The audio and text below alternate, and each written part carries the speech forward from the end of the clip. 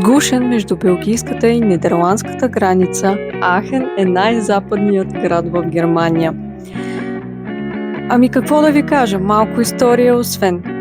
Градът е бил населяван още 3000 години преди Христа, а след наследяването на Франконската империя Карл Велики построява катедрала, така наречената Платинска капела и дворец, който виждате сега. Това всъщност е днешната община на града.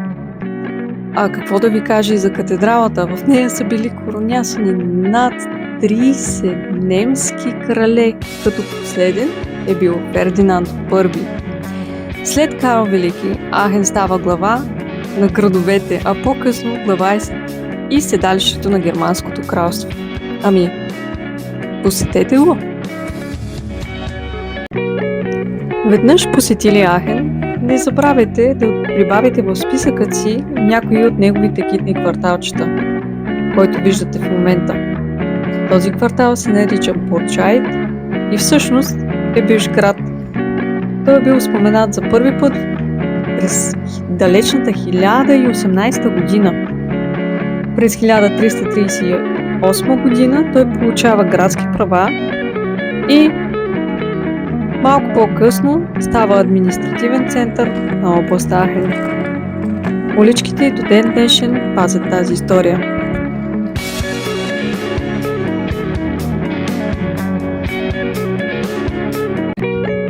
Ето я и перлата на кварталите на град Ахен.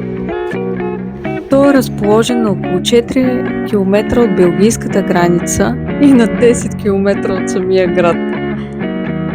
Тук в годините между 814 до 817 е бил построен манастир, което се счита и за основаването на по-късния град Инда или познат в днешни времена като Корнели Мюнстер. Разхождайки се из улиците на квартала, човек остава с впечатлението, че времето е спряло, а голям процент от къщите са културно-исторически паметници. Как да не ти си прииска да го посетиш, нали?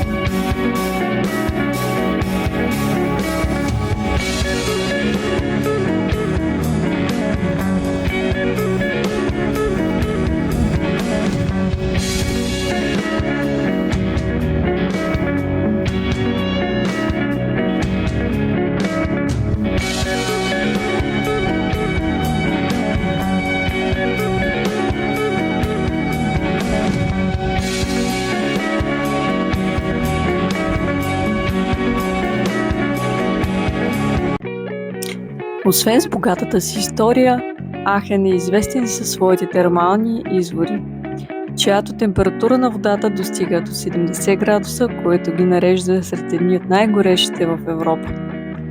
Водата е богата на натриев хлорид, калций, калий и други микро и макро елементи. А сероводорода допринася за типичната миризма на развалени яйца. В центъра на града може да намерите електронна инсталация, която е напълно безплатна да ви разкаже за историята на образуването на тези извори.